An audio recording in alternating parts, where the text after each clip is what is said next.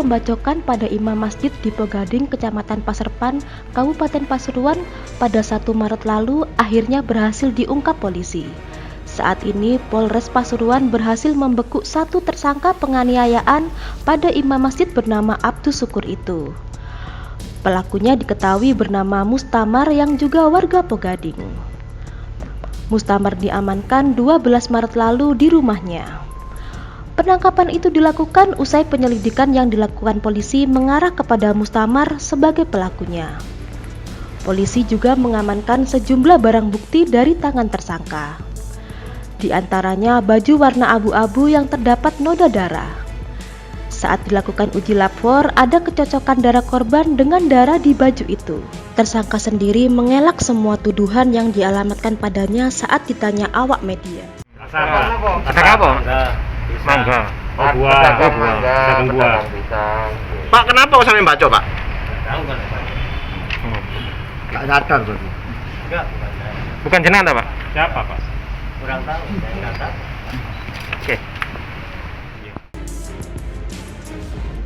Dari pemeriksaan polisi, tersangka Mustamar dendam pada korban lantaran telah mengusir ayam milik pelaku yang masuk ke sawah korban.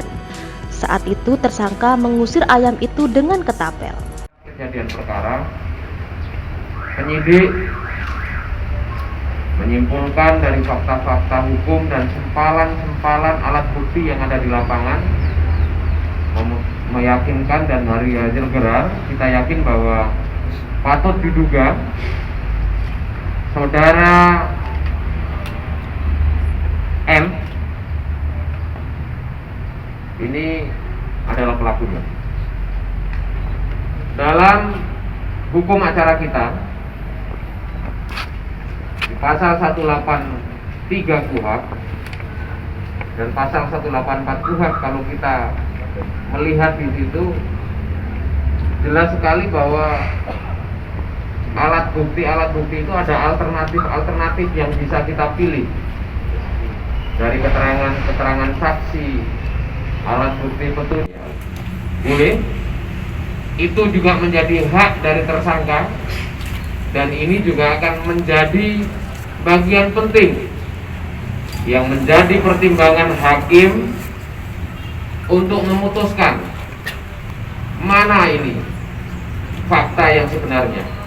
Apakah pengingkaran terhadap alat bukti yang ditemukan penyidik oleh tersangka itu adalah sebuah kebenaran, atau fakta hukum yang dibawa oleh penyidik dan kemudian dibawa ke persidangan, inilah yang merupakan sebuah fakta kebenaran yang diingkari oleh pelaku atau tersangka.